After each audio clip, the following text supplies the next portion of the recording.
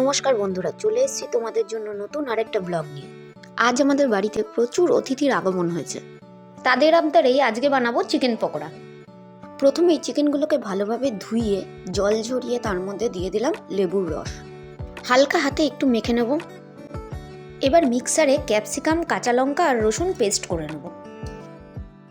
পুরো পেস্টটাকে চিকেনের মধ্যে ঢেলে মেখে নেব। চিকেনে মশলাগুলো মাখতে মাখতেই ওর মধ্যে দিয়ে দেবো ডিম আর পরিমাণ মতো নুন। সব ভালোভাবে মিশিয়ে 1 ঘন্টার জন্য ঢাকা দিয়ে রেখে দেবো। এই ফাঁকে মনে করিয়ে দিই, লাইক আর কমেন্ট করতে ভুলো না কিন্তু। 1 ঘন্টা পরে ঢাকা খুলে 3 ভাগের 1 ভাগ বেসন আর 2 ভাগ কর্নফ্লাওয়ার দিয়ে একসাথে মেখে নেব। ভালোভাবে পুরো চিকেনটা মাখা হয়ে গেলে গ্যাস জ্বালিয়ে গ্যাসে কড়াই বসিয়ে তেল গরম করতে দেবো।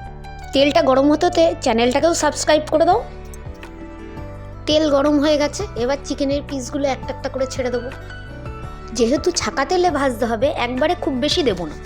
ঝাঁঝরি হাতার সাহায্যে এপিট ওপিট ভালোভাবে লালচে করে ভেজে নিতে হবে। ভালোভাবে ভাজা হয়ে গেলে গ্যাস কমিয়ে একটা পাত্রে তুলে নেব। ব্যাস, তৈরি হয়ে গেছে চিকেন পকোড়া। চলো আগে বাড়ির ছোটদের টেস্ট করাই, তারপরে ওদের পরিবেশন করবো। খেয়ে দেখেন কেমন হয়েছে।